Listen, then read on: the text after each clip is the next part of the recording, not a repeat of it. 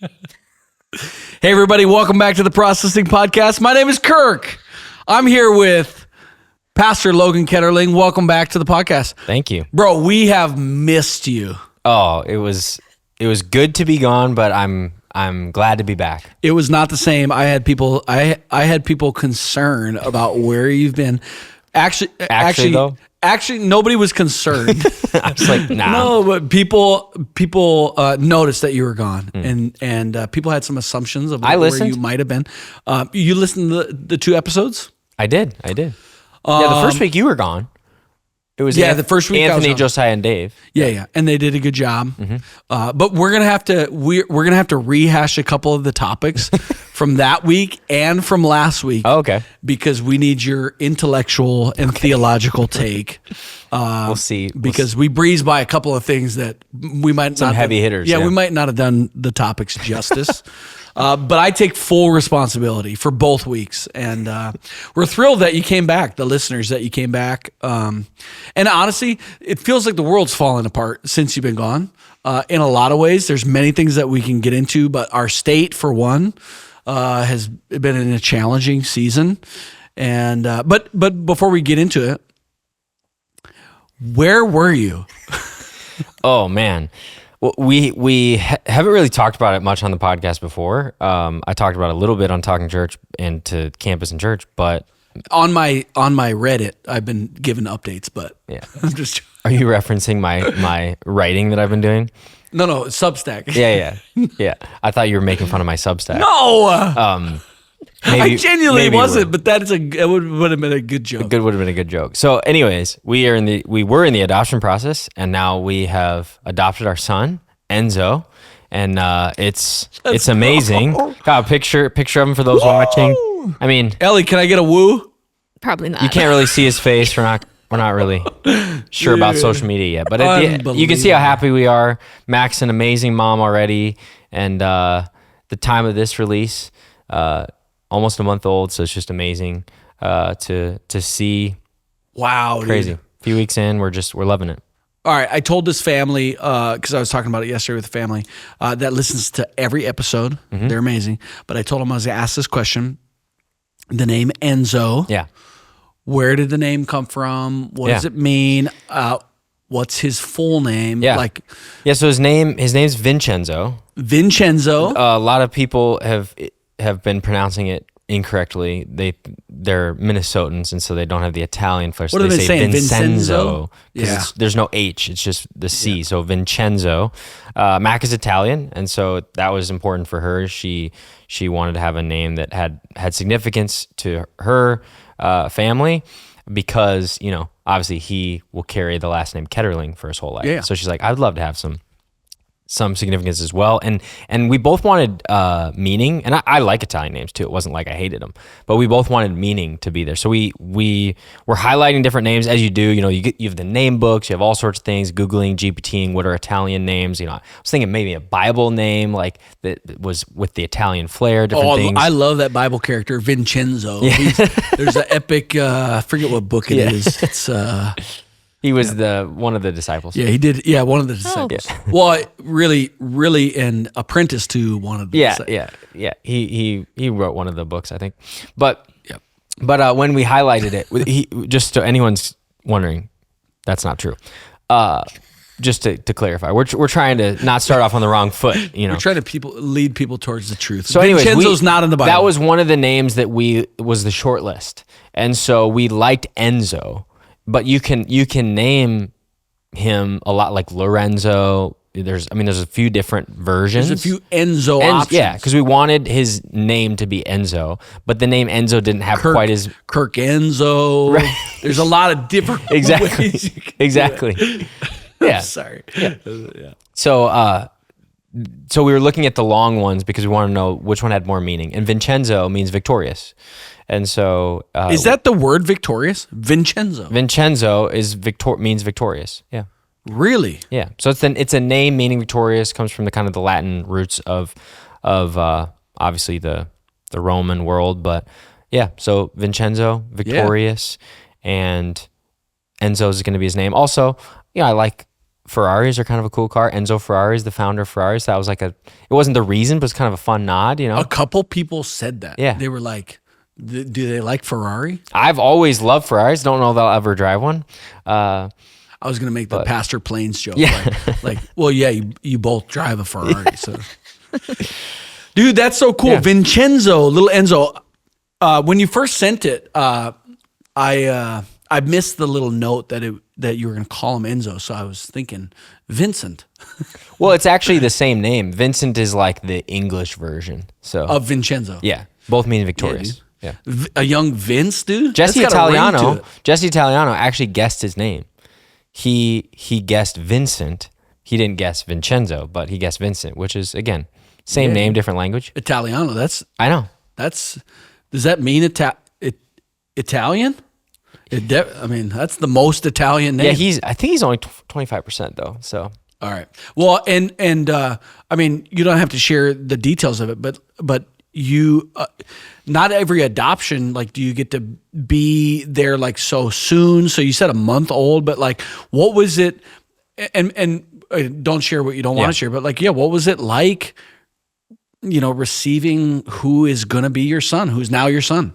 yeah, I think there's so many things that that we didn't expect in the adoption process. Every adoption comes from a difficult situation. It's not the way that it was intentionally designed. However, God redeems it, and it's so incredible to feel that love. And so getting to meet the birth mom, and there's a lot we could go into that I'd be happy to share with some people, offline. But I think the biggest thing that I realize is how much God loves us. We talk about every parent who adopts a child talks about this being adopted in, being like grafted in. It's like we're Gentiles, right? We're not Jews. We're Gentiles adopted into his kingdom. And so realizing the love of God, realizing that Vincenzo is our son, and in this just unbelievable moment of waiting and waiting and waiting and waiting to then in one moment you become parent. I mean, it similar for parents with biological children. Obviously the waiting is a pregnancy, but for us, it's waiting for birth mom to give birth. And we're so thrilled that she chose life. I mean, seeing him, I don't know, like that, it has made me so, like, the love I have is so rich, but also like the conversation around abortion, I'm like, this is my son. Like there are people who feel that they're not wanted. They're just like discarded people. And I'm just, oh my goodness, could you imagine? Like, no, this is Enzo. He's our son. And the fact that there are people that feel that there aren't enough out there who would want, even in a difficult situation. I don't know, it's just, there's so many emotions, but I think the biggest emotion is realizing that I didn't know that I could have this capacity for love. Like, it just, God raises that capacity in your life as a parent. And then the last thing is, we're responsible for him for the rest of our life. You know, and so just thinking about that too is even, once he turns 18, but it's like you have this burden and responsibility. So there's all sorts of things going through my head. And for those who are interested in the adoption process, and we've had many people ask questions, happy to share more about that too. But I think just becoming a parent it's a crazy moment, because it's like you can't go back, and wouldn't want it any other way, but it's this weight of responsibility is huge. Oh yeah, it's a real deal. Would you say being a dog dad is the same weight as being a dad? I don't know. I mean, Mac might argue on that, because she loves her dogs quite a lot. But no, I would not say that. I would say it's quite different. But hey, I noticed, like, obviously, being a father, I know what it's like to leave the hospital, and the first time is wild. Where you're like, and we got to be in the hospital and with birth mom too. So we did get to leave the hospital, amazing. Which was really unique. Yeah, you literally left the hospital. Yeah. So for parents out there, it's like you're like, we're just gonna walk out with this baby, and like, is this good? Like, is this? There's no other like safety checks or like certification or course or like. We got like a 12-page. Like, here's like a new parent pamphlet. but I wonder if it's accentuated like in adoption. It's like you're taking home a non-biological child. I will say, was it jarring, like leaving, like oh yeah, like but I actually think, and anyone who's or parents that have adopted before, especially if it's your first, I think we were maybe more prepared in that way than many, because we had to be ready at any moment for an entire year. Like it could have literally been the day after we signed on with the adoption agency, we were placed with and received, a child. And so you also have like our home study, and you have classes that you have to take and things that are mandated by law. Yeah, true. Yeah, and you literally had like a course. Totally. Yeah. So in that respect, I do think that we were very prepared. And then also just like going through pregnancy and miscarriage and failed adoption, all these things to where we're getting this, having a lot of friends that are giving us advice and info. So but still, there is nothing compared to like that drive home from the hospital where you're like, there's a baby in my car and it's my son, and you just drive a little bit slower and it's a car seat, right? I think the other thing is when they're quiet, are they still breathing? Like how many times we've checked in the middle of the night, woken up to, are they still breathing? I still double check the back of our car to make sure we have 4 back there. Yeah. Like seriously, I'll be like, especially when it's cold, you're like, do we got everybody? Because if we left them outside, right. You only have so many minutes, So I'm like, just how many we got back there? 4. Our family will count off down the list, make sure we got them all. But okay, so you mentioned briefly, and we've talked about it before, failed adoption, miscarriages, just the challenge and the pain that you've walked through. Now you're living in I think we all understand that what you're saying is it's all worth it now. 100%. And it was worth it then too, but you feel it in a different way. Okay, so is there anything that you would on this side tell yourself, like tell your old self in the pain of the loss or the failure or the betrayal or all that you went through to get to where you are now? Is there anything you would tell your old self? I think you guys handled it as well as anybody could handle it, genuinely. Thank you. And I get your public view and a little bit of the behind the scenes view. But yeah, anything that you would like encourage, or something that you've learned now that you've received the miracle. I wrote about it on my Substack, Sorry, dude. I don't have $40 a month to subscribe to you. It's free. I know. Free. I'm just joking. For now. No, I actually look back at the way that Mac and I walked through that, and I'm actually very proud of how we did that. And I think that for many at our campus and in our church, they saw us go through that. I hope one of our hopes was we didn't want to overdo like the pain that we're walking through. And just like, dude, every time I'm around like Logan and Mac, they just like only talk about the miscarriages and the failed and the pain. And I don't think that was the case, but I also didn't want to hide it. This isn't like a prescription for anybody who's going through difficult things. You have to live it out loud. What I do think you should consider though, is this story in my life going to actually be a ministry to others? I look at Catherine Wolfe. She spoke at Sparkle a couple years ago, sharing her stroke, and she's in a wheelchair and is a speaker now, amazing author, speaker. Like, she didn't have to do that. It's a difficult life to travel being, in a wheelchair your whole. I mean, that's difficult to do. Yet she decided to live it out loud. And so I think for us, it allowed us to do ministry in a greater way. It allowed us to help people who are walking through things. And now I have so many people that reach out to myself, Mac is the same, people who've gone through miscarriages, but also people who are interested in the adoption process. Hey, I've never really thought about that before. We had people in our life that had previously adopted, and actually there's so many people in our church that have, adopted different children. And I mean, some it's like their whole family is all adopted. For you guys, you have an adopted brother, which you're like, this is my brother.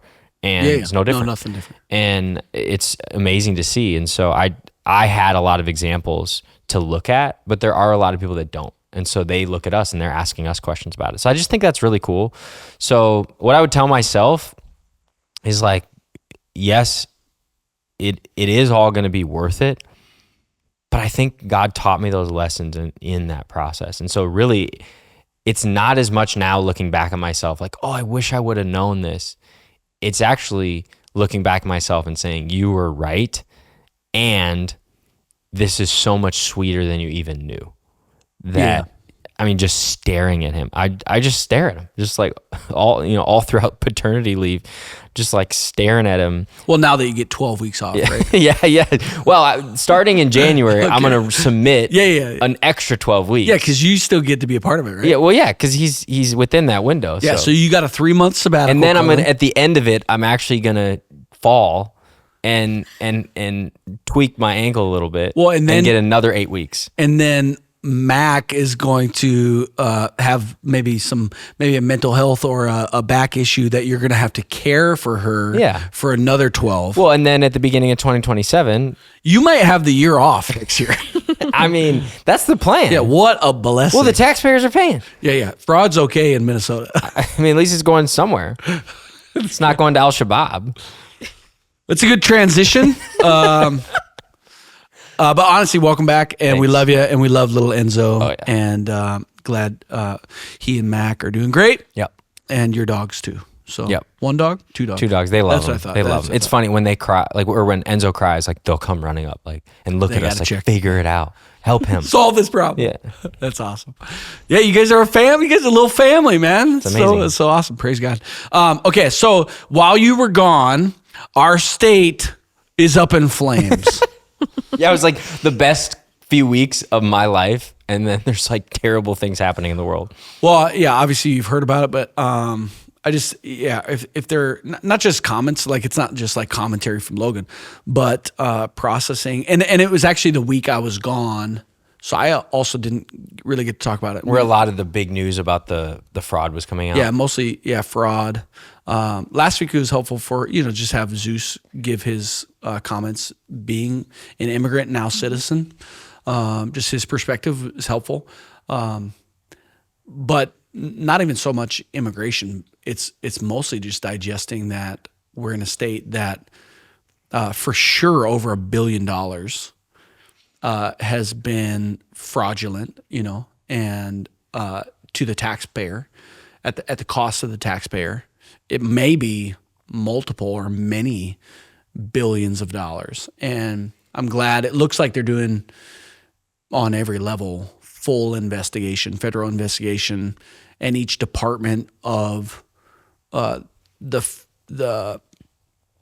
federal administration is like looking into Minnesota to get to the bottom of it. And I was talking to someone from our church a few days ago, and he was saying their business had a government grant, and over the last few weeks, they got way more strict on some of the releasing the funds. And so that's at least good that he said you can feel the tightening scrutiny that they're under, which I think is good. The heat should be turned up. Goodness.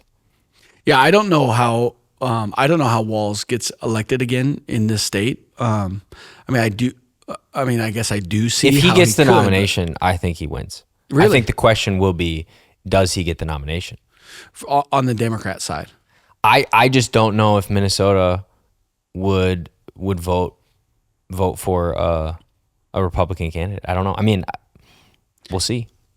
Even against MyPillow? Mike Lindell? Yeah, he's running. He's running for Minnesota. Is he from Minnesota? Yeah. I did not know MyPillow is based in Minnesota. Unless they moved the headquarters recently. But I literally had no idea. Yeah. I thought he was swooping in for a quick win.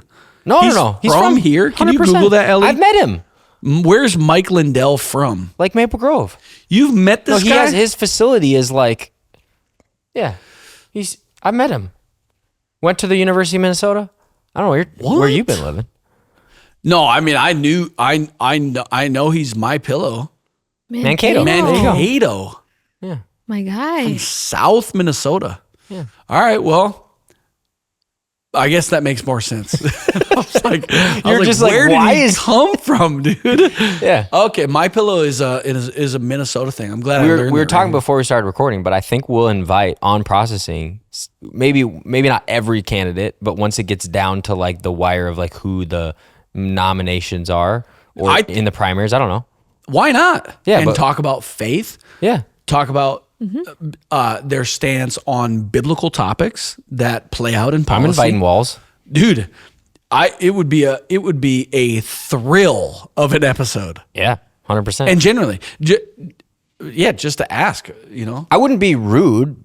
I would be direct with everybody. Yeah, with everybody. Everybody. Yeah.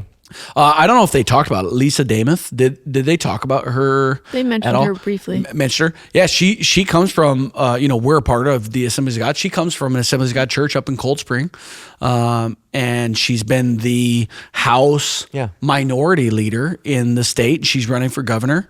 Have you met Lisa? Yep. Yeah. We've chatted a few times. So I think she would do it. She's running for governor.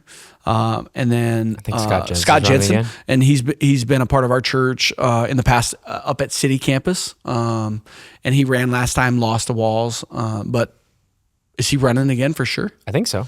Yeah, so there's a few candidates out there, and maybe they'd be willing to jump on Processing Podcast. I'm sure some would. Yeah, all candidates on all sides we would invite. So it's like, why not? Did you say Stephen A. Smith posted, this was maybe a few weeks ago, but he posted a thing and he said, I've invited AOC, Gavin Newsom, Chuck Schumer, listen off all these different people. I've invited all these Democratic lawmakers. Nobody comes on my show.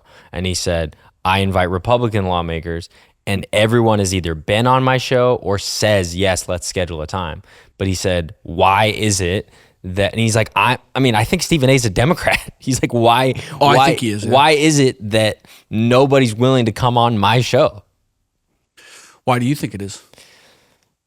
I think it's because the current Democrat agenda is unwilling to answer tough questions and is more interested in more like what I say.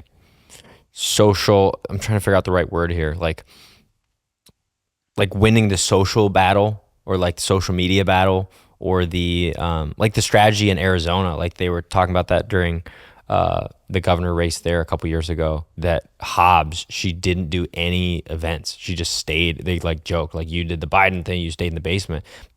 But I guess for them, they're saying it's working. And so if you're a strategist on their side, you're saying, no, don't go out there and face the fire. Yeah, don't ruin it. Don't ruin it, because our ideas are maybe better from a social standpoint rather than from a distance. It's kind of true. And obviously, people, if people have listened to this podcast long enough, they know that we're more conservative leaning. And I do think it's interesting. I think that people who ignore the media, like, that's a big sign. I mean, I just saw Liz Collins went to the office trying to get an interview with Walls or Ellison about the fraud. She's Alpha News, obviously a very conservative news station, but just because you're conservative doesn't mean you're not allowed to get interviews. But literally on the phone, it was so interesting. The people at the front desk, they're so sweet. Like, they don't know. They're just like, oh, it's true. They call the press secretary guy. Hey, Liz Collins is here. Would like to talk to Keith Ellison. And on the phone, he says no. And she goes, okay, I'll tell her. And he said, no, that's never going to happen. Like, what? That's kind of crazy. So hopefully they come on Processing Podcast. Yeah, it'd be amazing. I think my take on it might be like in believing the best. Maybe it's because they think it's not going to be a fair interview. Right? They just think you're going to attack them. But I actually think that the idea should be that I'm going to go and I'm going to win over the other side. Maybe the argument would be these people can't be won over, and I'm not going to go into an unfair interview. But there's everybody, like, you think, like, is Stephen A. really going to? Yeah, that's true. You know what I mean? That's true, because he's the one who said it. Yeah, I think if I was in that world of trying to get my ideas across to be voted in or to win over a group of people. It would be anywhere I'm invited, as long as my schedule allows. I'm going to say yes. Why would I not? Well, and you especially- can prioritize viewership and all of that. Like, but- we're not talking about being interviewed to like make bagels. You know, it's like we're talking about the governor. yeah, literally. We're talking about the politicians pretty that significant are role. representing the people. Yeah. And I love bagels, just to be clear. Yeah. But Dude, I love it. Depends on how you say it, though. Bagel. bagel.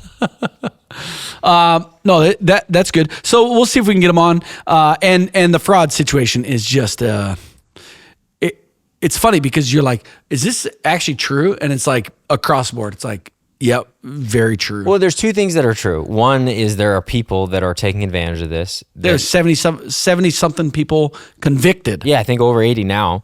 But I mean, that we're talking thousands of people.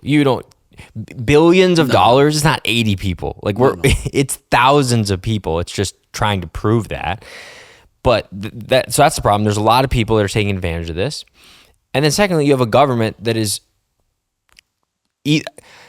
I have friends that are saying it's not incompetence, it's intentionality, intentionally redistributing the wealth. Like they're intentionally being negligent to allow this to happen. Because like the autism center budget was like $2 million and it went up to 400 million or something, or maybe 200 million. And how does that get approved? Yeah, I mean, if here at River Valley, if all of a sudden it's like, oh, hey, we're actually spending $10,000 on donuts at this campus for the year, and now we're spending $4 million. Be like, what's going on? Like, yeah. I don't think you're buying donuts. Dunkin' has just gotten really expensive. Yeah. A lot of people taking Tylenol in this state. Wow. Numbers going through the roof. Yikes. Is that too much, Ellie? Sorry. Don't take Tylenol while you're pregnant. So, anyways, that's Minnesota. Tylenol said that, by the way. Tylenol said that. They tweeted it They in like tweeted about it 2021. after. Yeah. We do not recommend anybody who's pregnant to take Tylenol. That's what they said. So there's other news that happened over the weekend. It was a pretty violent weekend. Yeah, sorry. That was the state of Minnesota. And yeah, this is current events right now. The shooting. Well, there was three different things, big news over the weekend. Okay, the biggest one. Start with the biggest one. Bondi Beach. Bondi Beach and Sydney. In Sydney, Australia. A father-son duo in premeditated plan, open fire on It was a Jewish thousands festival, of people. a Hanukkah festival. Thousands of people. Or like, yeah. Yeah, it was the launch of Hanukkah event that they were doing on Bondi Beach. I don't know. It's a huge beach, yeah. Yeah, huge beach. And so, yeah, do you have more details that you want to explain how I how think, it all I mean, the went last down? I saw there was 15 that died. We're not a news outlet. We're mostly going to respond to this. So most people have heard about it or have seen some of the video I mean, just watching the video of them open firing on people is insane. It's terrible. And then some heroics. Yeah. You know the guy's name. Yeah, it was Ahmed Ahmed. He was a immigrant from Syria that he stopped the shooting, and so which I think is like an interesting dichotomy to talk through. Is there was these two men that were Muslim from Pakistan that ended up shooting people, kind of in the name. It was extremism. Yep. Muslim extremism, and then this Muslim Syrian guy stops him from doing it. So it is like this dichotomy, an interesting conversation to have. But I mean, in Australia, That is the conversation we should have. yeah, it is. But in Australia, like, I mean, they're using hunting rifles. Like, these are bolt action rifles. So it's kind of reframed in some senses. Like, Australia has some of the strictest gun laws in the entire world. And they used what is generally the most like non-mass shooting weapon.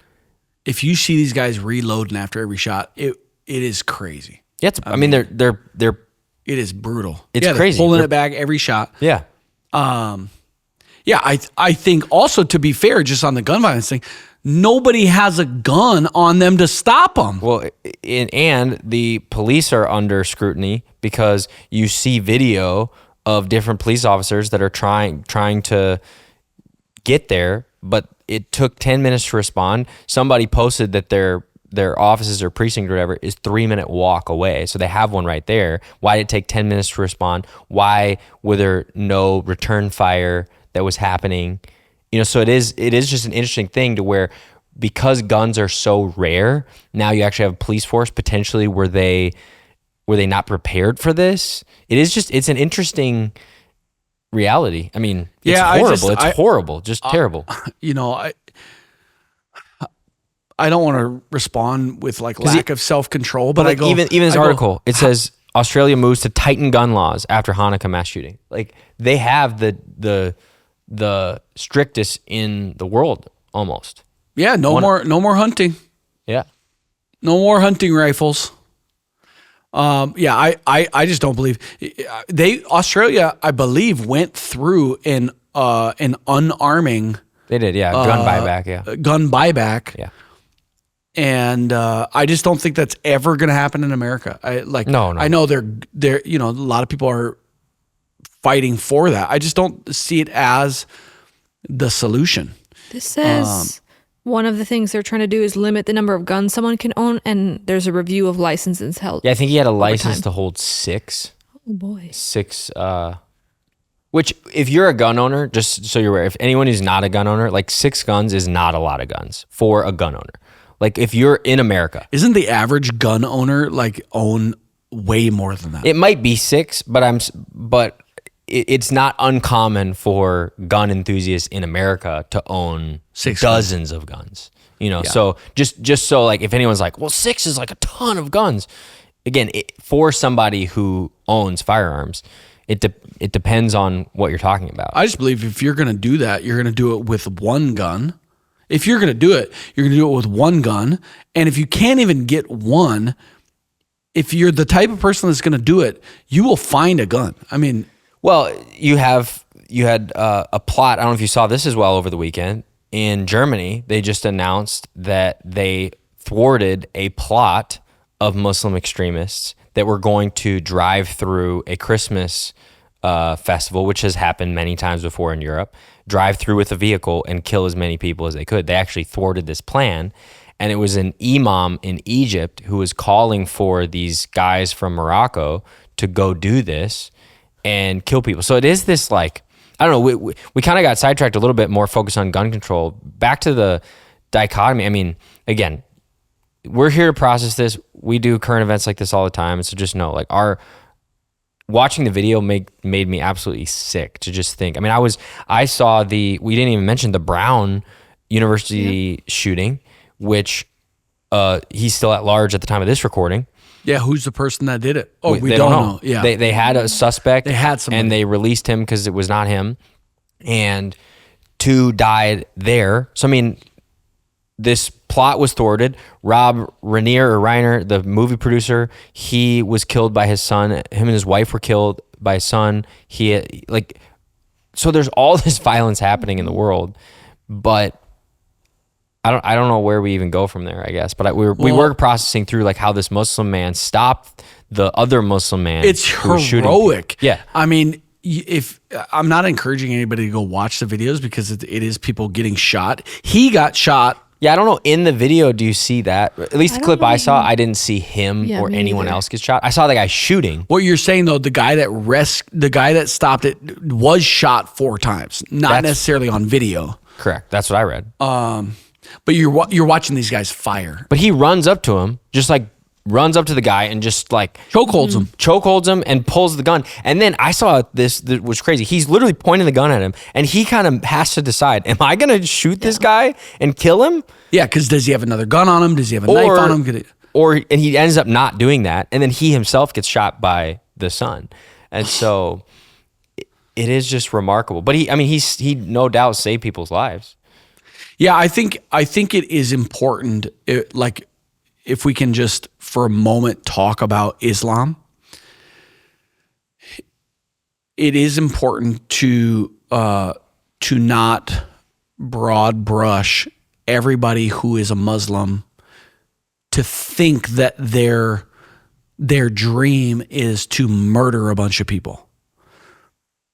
And in this case, somebody who's a Muslim from Syria actively tries to stop it from happening. And so I think that is true. I think there are a lot of Muslim people who do not want violence to be multiplied. And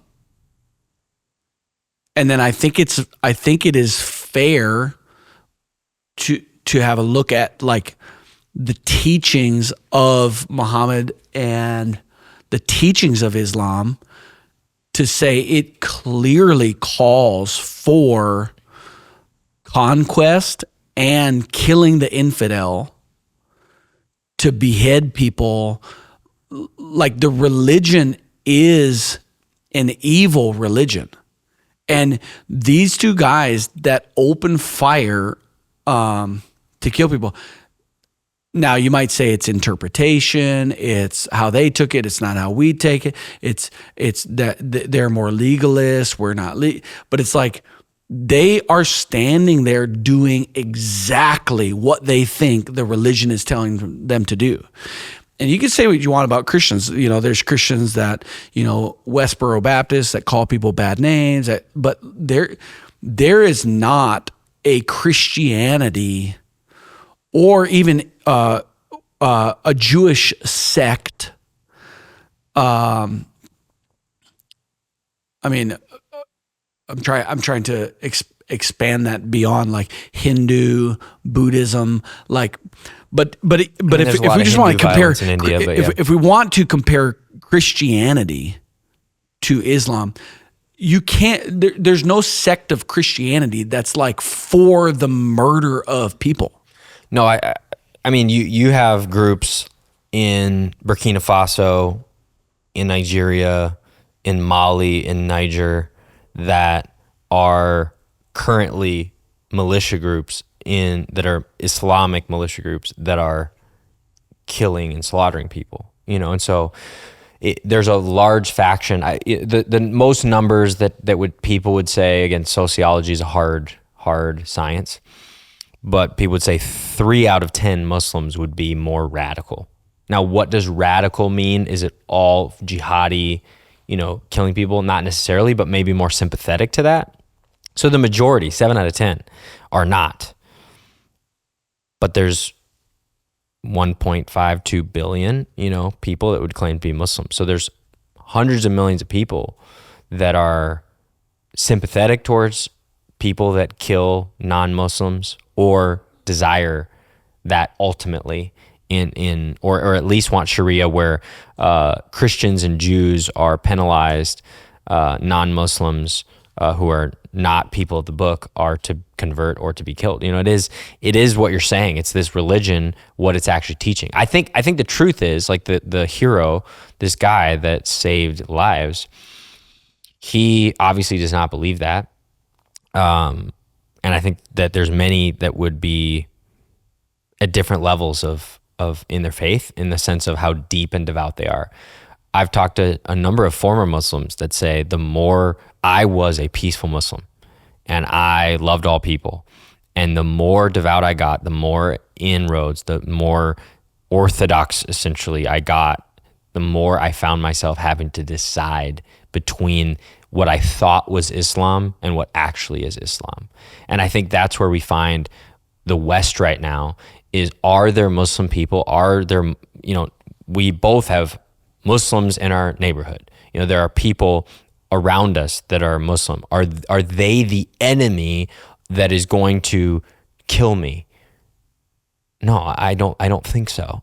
Can I say that about anybody that I don't know specifically? No, but I don't think so. I don't think the people that are living in the South Metro or in most parts of our state are wanting this or doing this. We've not seen the evidence of that in Minnesota. We've not seen terror attacks from Muslims in Minnesota. So if anyone's wondering, like, oh, it's the enemy from within, we're not seeing that here. So there are many peaceful Muslims that live and exist. The evidence is showing that here in our state. Yeah, and I think you would have people that from the outside looking in, would say there is another tactic that is more of a 50-year vision than it is a terror attack, this year. Like the 50-year vision is actually potentially more dangerous than is the go out and start shooting guns on the beach. The 50-year tactic is get Muslims on the school board, get Muslims in places of political leadership in the cities, get Muslims in leadership over states, House, Senate, governor. But like, think about that. It's more dangerous, yes, in the respect of like overall cultural takeover, but it's definitely not more dangerous on an individual sense. What I think is so interesting is when you bring that up, the natural response is like, ooh, that like all these people getting positions of power, getting this, getting that. But if you were to say, yeah, as Christians, our plan and our desire for the state of Minnesota is we want Assemblies of God in the governor, in the, we were just talking about that. Oh, hey, somebody's got a background. In the mayors, in this council, we want that. Of course we do. Yeah, but to, and I hear what you're saying, but to promote life, to promote freedom of religion, not Sharia law. No, what I'm ultimately, I think we're agreeing. What I'm saying is that when you say that to most Christians, their natural reaction is to be kind of antagonistic towards both of those ideas. Oh yeah. Like Christian nationalism. Yeah, like I don't know, like I definitely don't want, we talked about it before, like the difference between Christian nationalism and Muslim nationalism. Yeah, what you're saying is, of course we do. Of course we do. Of course I want a Bible believing Christian, and if you're a Muslim, like, to be fair to them, of course they want a Muslim in their position of leadership. In Dearborn, of course he's a Muslim that's leading. Of course we have Ilhan Omar who's leading, and you have a large Muslim population. And it goes back to, like, this is episodes ago now, but it's like, are they the same value system? Is it the same outcome? Sharia law versus Christian nation, which includes freedom of religion. Like, is it the same outcome? And I'm saying it's not. It's not anywhere close. Did you know this? This is a crazy stat. Of the top 10 countries from the Global Terror Index, you can go look it up, the top 10 countries of the most amount of terrorism, none of them are Christian nations. 9 of the 10 are majority Muslim, and number 8 is Israel.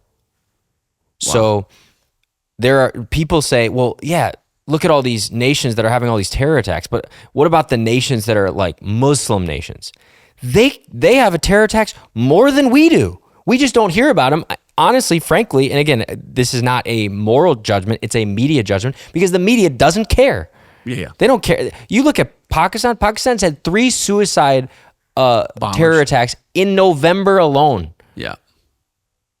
So it's happening all over. You look at these countries where the West, we don't care about those countries. Yeah. We should as Christians, but I'm saying the media doesn't care. It doesn't matter. It's like, I think about the scene from The Dark Knight where the Joker's on the boat and he's threatening to kill all these people on a boat, and he says, some gangsters, they get in a gunfight, whatever, not a big deal. He said there's people that die in war overseas, whatever. There's hundreds of thousands of people that have died in Russia, Ukraine, doesn't matter. But all of a sudden, one person dies when they're not supposed to, and everybody loses their minds.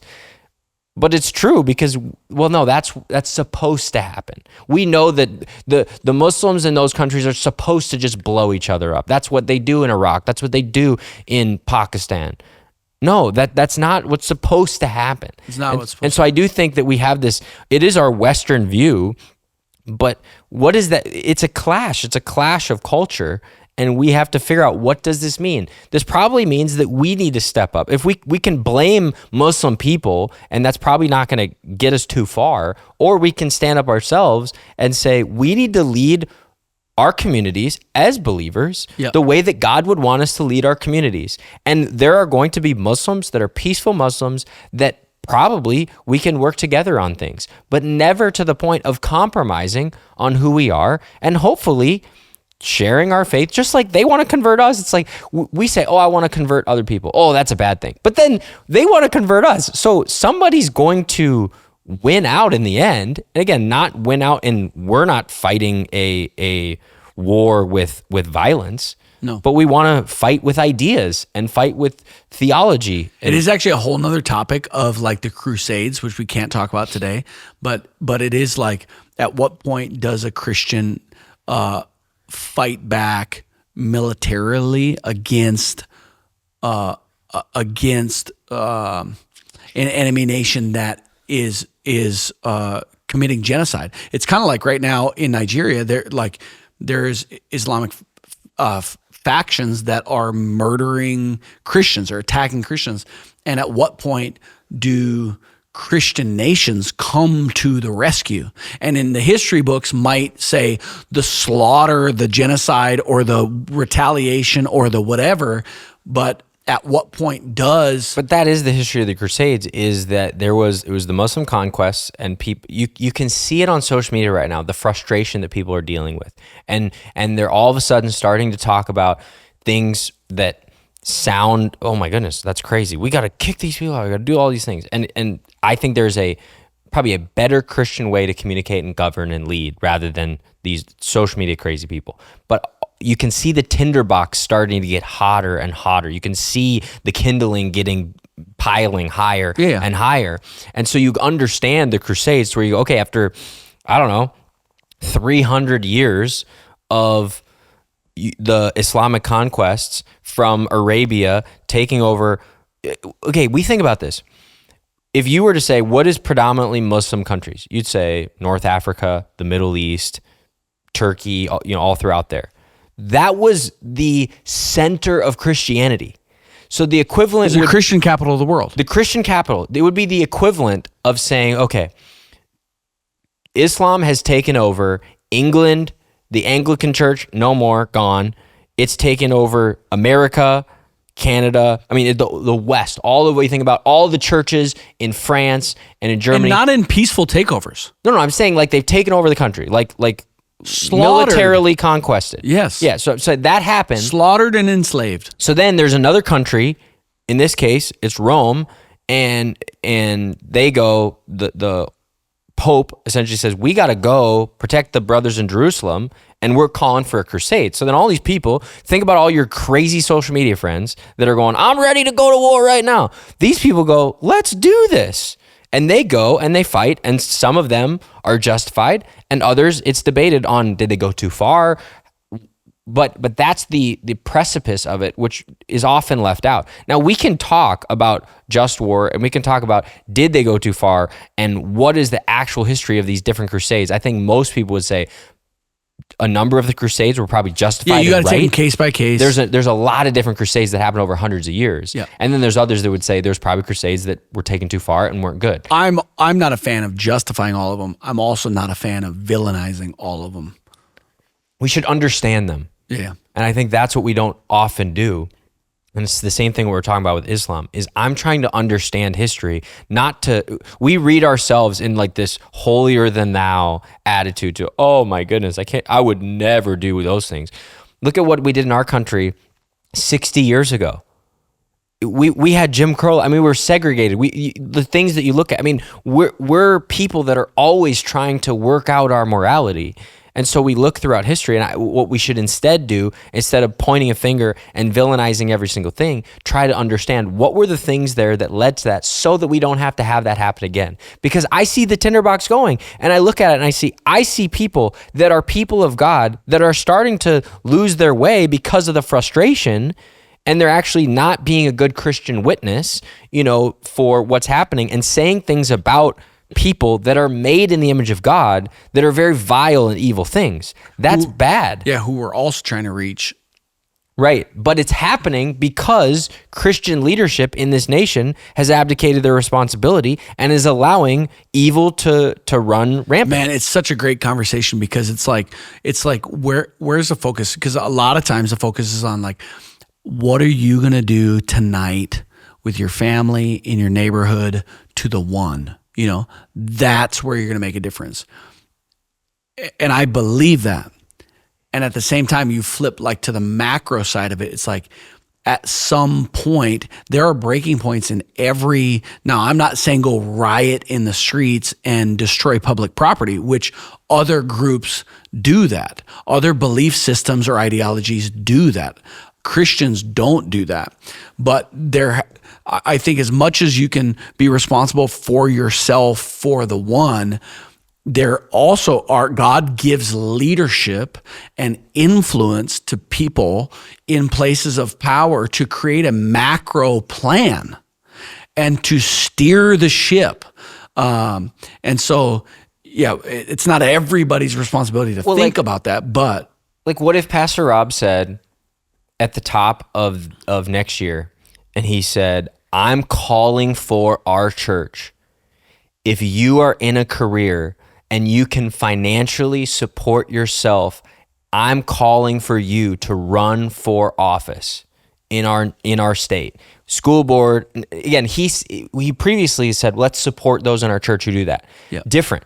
I'm calling for you. If step down from your career, if you're a teacher, if you're an attorney, if you're this, we as the church, we want to support you, members of our church, again, getting into the Johnson Amendment, whatever. We set aside those things. We're trying to support. If Christian business owners said, we want Christian leaders to run for office, we want to do that, I think you'd have a lot of Christians that would criticize Pastor Rob for that. Oh, no doubt. Even just the hypothetical, they're mad that you said it. Yes, but I'm saying, isn't that crazy to think about? Yeah. We're saying we want our leaders in government. We think they would do a better job. Yeah. And when you say that, so that it is this like screw tape letters almost thing where it's like the getting in there of like, oh no. Or vice versa. It's like if he went out and said, I actually want all of our congregation, our whole congregation to, now's the time, now's the moment. We are all going to leave the state. Right. And they're going to fend for themselves and experience darkness. Like there'd be people that criticize that too and go like, so then what's the happy medium? But they definitely criticize to say, hey, don't vote for this. We say that, don't vote for that. But I'm saying, wouldn't it be a better alternative to say, we need people. Yeah, here's the spots. The Assemblies of God, we have a lot of churches in Minnesota. That literally, Almost from 300. my understanding, that is literally what the Muslims are doing. It is. And I'm saying, like, again, to somebody who's more looking at it from the outside in, who maybe doesn't have a religion in it, you go, strategic. I had somebody bring it up to me today. He goes, dude, seems like the Muslims are crushing you guys. He said that. He's like, it seems like they're crushing you guys. Like, that's not how we think about it. But then you do think about, okay, if it is a spiritual battle, how do we enact the spiritual in the physical realm? Not through violence. We should not be doing terror attacks. We should not be killing people. That is not it at all. I'm not saying that in any way violence should be the response to violence. But I'm saying for the Muslims that are doing it civically and in government leadership, that is absolutely a battle that we should fight to say we want Christians in those places. We don't want Muslims. Yeah. It shouldn't be controversial, but it is because we've been so conditioned. Yeah, you think just in the culture that we're in, like you can't even say that. But it's like that's the truth. But how can just logically think about it. If you're somebody and you're as much as I don't want somebody who's LGBTQ ideology to be in a position of political leadership to create policy, I also don't want a Muslim in that position to create policy. If they get in, I then want to work with them and I want them to be the best they can be. You can still have people that are non-Christians that can be good leaders, that can enact good things. I don't want leaders to be bad. Like Mamdani in New York, he's about to take office in January. I don't want him to be a terrible mayor of New York. No. Of course. Somebody you disagree with, like you're just totally against all of their policies. You want to have the best relationship with them as possible. So to potentially influence in a winsome way the direction of the policy they write. Totally. So I have an audio clip. Mm-hmm. It has some of the video from Australia. So that's why we're not going to show the video. But you're going to know who it is right away. But they're responding. They're from Australia. They're responding to what happened in Australia and centering it around the conversation of like, what is Islam? And I would love to hear your response. So I'm going to put it in the microphone. Here we go. The religion of peace does it again with a terrorist attack in Sydney, Australia. Muslim terrorists fired at thousands of Jews celebrating Hanukkah, killing 12 people. People say Islam is a religion of peace. It's a beautiful religion. No, friend, Islam is a religion of death, violence, and terror. Muhammad commands the Muslims to kill the infidels. So before jumping in and saying, oh, these are just some radicals, you're mischaracterizing the religion of Islam. You're being Islamophobic. Understand this. What they just did at Bondi Beach was Muslims doing exactly what they are commanded to do in the Quran. They were waging war on the infidels, which they are commanded to do. These guys are not radicals. They were following their prophet Muhammad, who killed everybody that got in his way. Muhammad says, kill the infidel. Terrorize the unbeliever, kill them and behead them. Friend, this is not radical or extremism. This is normal Islam. Muhammad commands the Muslims to view non-Muslims as apes and pigs that must be killed. We are the filth of the earth. There is no such thing as Islamophobia. There is no irrational fear of Islam. There is only a rational fear based on the history and the statistics of what Islam has produced. Muslims have a problem in the UK. They have a problem in America. They have a problem in Australia. They have a problem in Israel. The problem is not the Jews. The problem is Muslims. Everywhere they go, they wage war and turn the country and a city into a violent hub of terror. Pray for Australia, pray for the West, and pray for the families of the victims. We need God's presence and peace to reign in Australia. Wake up, Australia. Wake up, America. Wake up, Europe. We need Jesus, not Allah. We need the prophets of the Bible, not Muhammad. We need the Bible, not the Quran. We need churches, not mosques. Declare the name of Jesus over the West. The cinematic music underneath makes it pretty epic. They're making strong statements. The Cedras, right? Yeah. Yep. Yeah, they're making strong statements.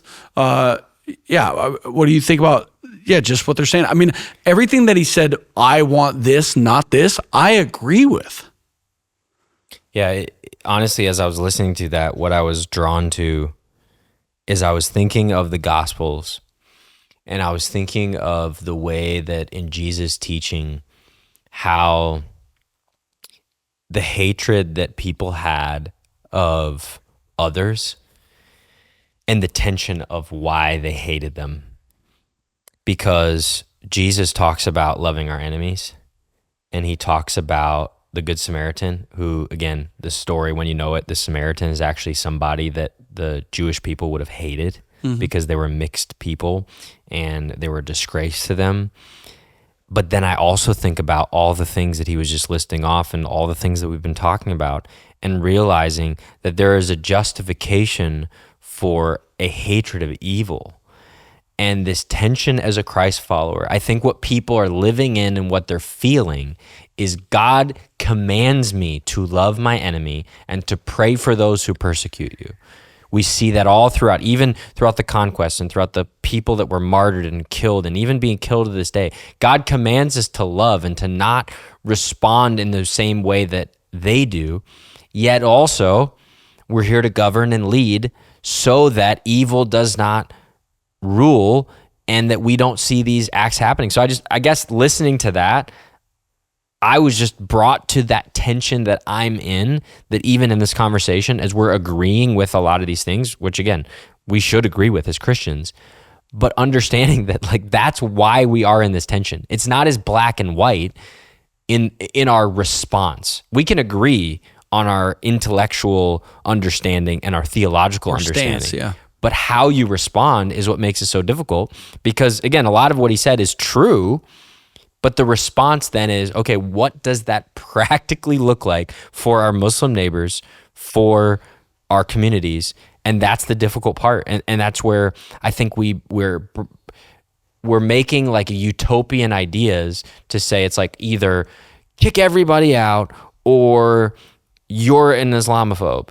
And it's like, if those are the only two ideas, that's essentially where we are with politics in our nation. Is like, we have the most extreme ideas that entrench yourself, and then it's like, all right, well, if that's where we're going to be at, we're at a standstill and nothing's going to happen. And so I don't know. That's what I was feeling. I don't know. What about you? I think I agree with you. I like how you're kind of dividing separating the conversation. I think I can, whether it's Islamophobe, homophobe, anti-Semite, these bigot, the names that you get called in bringing up any one of these conversations. I think I can hate the evil, and be confident in that. Like, there is a way that leads to death, and it's every way outside of Jesus Christ. And it's like, I believe that wholeheartedly, and I don't like ways that influence, like that have a great influence, ways that lead to death that have a great influence over vulnerable people, groups of people. And so it's like, how do I respond or speak? I have influence, what am I supposed to do with that? I also have neighbors and people that I love that are far from God. And, I was in Cub Foods, a local grocery store, the other night, just a couple nights ago. And there were three, teenage boys, Somalis, walking through the aisles. And I was just thinking, I was thinking, man, I wonder how they're doing with all this talk of like, send them back to their country, get them out of here. They're, they don't contribute. The guy that was detained and he was a citizen, and he's like, I just didn't have my ID or whatever it was. Yeah. You see the stats or the facts of like, 80% are on welfare after 20 years being in the country. That barely changes. It's like, like, are they contributing? What? And so you see that, but then you're like, right there, they weren't like knocking shelves over. You know what I'm saying? They weren't they weren't like looting. Yeah.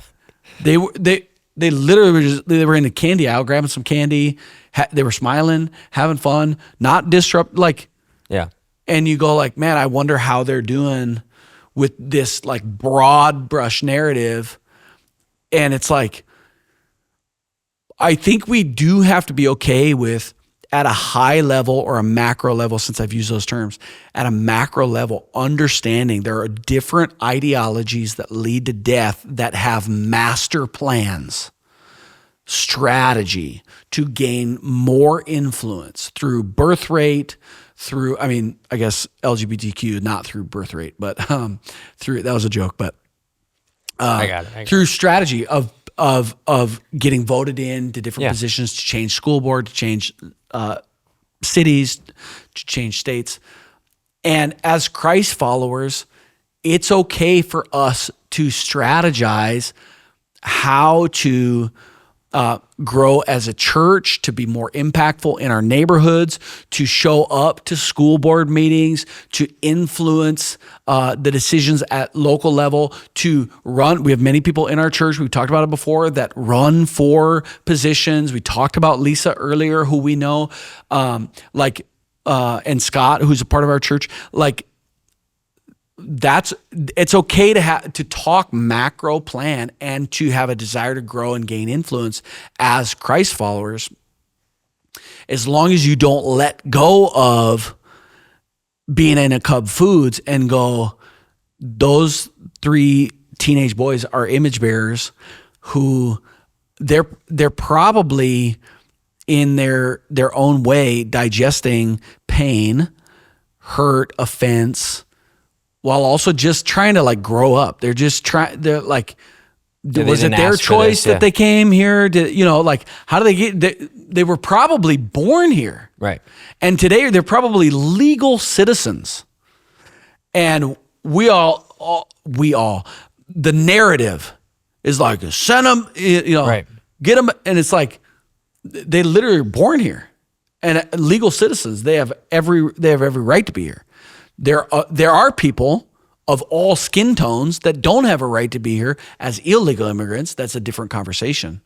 But man, I want to be able to, hate the evil, be okay with the recognition that there are many master plans. Let's have a Christian strategy to having a great influence to make our state or our nation as impactful as possible, to even disciple people that are called to that. I think is fine.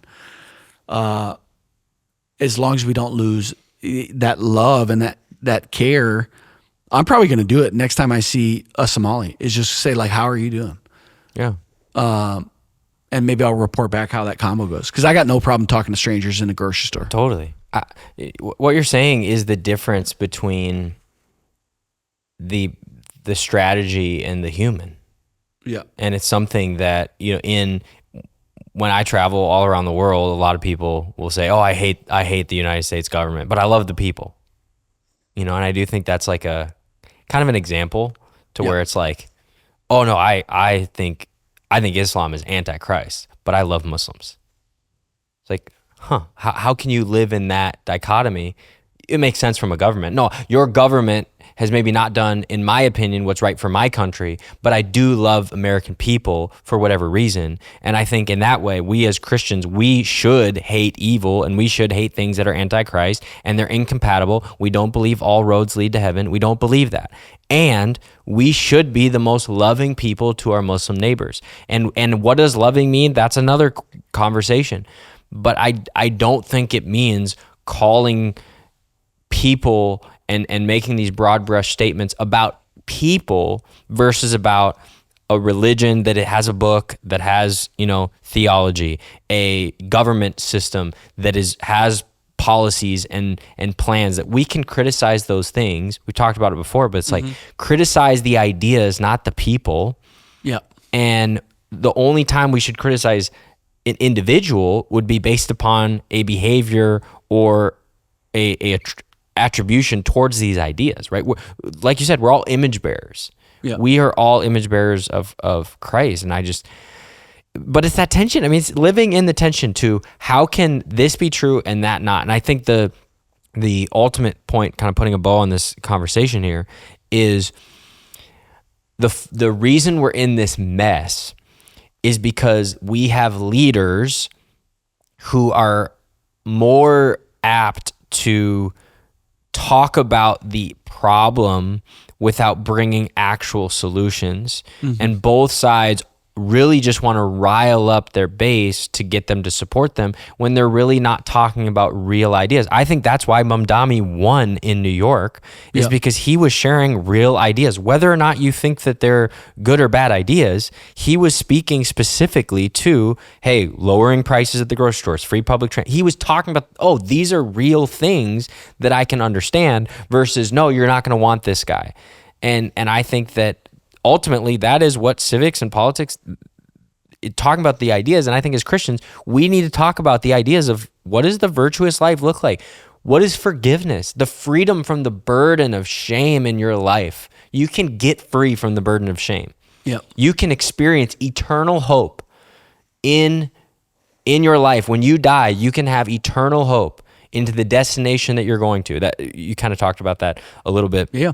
Last week with the annihilationism conversation. But I don't know, I think that it should help us learn to, and this is processing. I mean, this is what this podcast is about. It's not, here's the scripted answer. It's literally externally processing this out loud for better, for worse. Oh yeah, it's for better, right? I think so. I hope so. No, it's great convo, and we're gonna have to come back to annihilationism and get your take. If you're an ECT, I am here. I'll give it a short please. version. I am ECT. Eternal conscious torment. That's what I'm not as concerned, I think, as some people are about like I know like Westhoff talked about it. I saw Nathan do a Substack on it as well. But I actually explored it for a bit, researching it, because when I first heard it, I'm like, oh, that actually could make sense. I think the theology would align more with ECT personally, but I understand it. Here's what I would say. Don't become an annihilationist because you're trying to whitewash the character of God. Yeah, Become something because your theological belief is in that.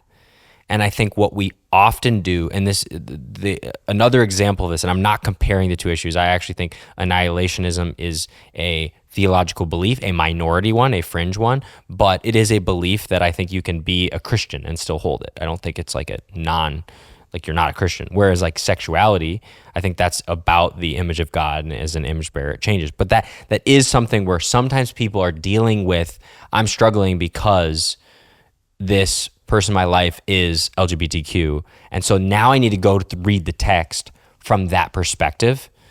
And that's eisegesis, and that's dangerous. The same thing is true with annihilationism. If you've gotten there because of your theological exegesis, your study of the text, okay, we can still be friends. I don't agree with you.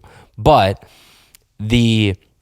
don't get there because you feel like, well, I need to change the character of God, and God certainly couldn't do the other thing. And so that's why I'm going to believe in annihilationism. Yeah, I think super pointed to what you're saying is there are people who have lost loved ones who did not know Christ as their Lord and Savior to the best of their knowledge.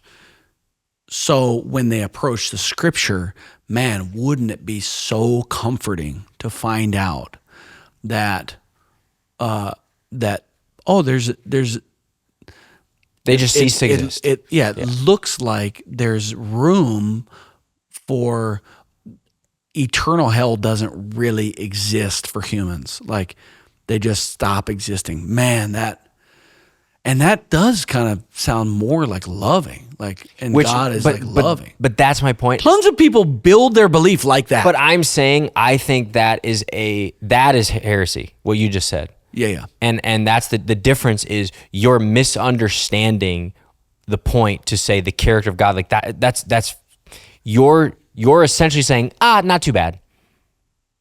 Be with God, good, but be eternally annihilated. It's like not as bad. I do think you can still be intellectually honest in searching the scriptures, exegesis, and develop a heresy. Right. What I'm saying though is it's the nature of you're essentially saying like, okay,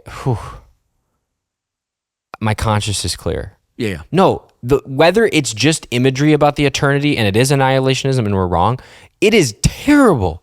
It's horrible. Like we shouldn't be, okay, well, good. It meets the character of God that he's just going to annihilate them and they're never going to exist. They're outside, over for them. Whew. Thank you, Lord, that's how it is. That's why I'm saying that idea is one versus annihilationism. Terrible, wrong, horrible. You don't get to be with God. Bad. If that's your belief, it should be terrible, bad, horrible. It should not be like, okay, at least you're annihilated. You know what I mean? That's what I'm saying is that's where I would reject that view of it. So, yeah, that's good. And we could talk more on it. We're just at an hour 12. If you're still hanging with us, throw a chat in the YouTube, the old YouTube channel. If you're listening on Spotify, thanks so much for listening. And we'll end in prayer. Welcome back. One more episode for the year. Oh, what taking a year it's been. I think Will posted our Wrapped, our Spotify Wrapped.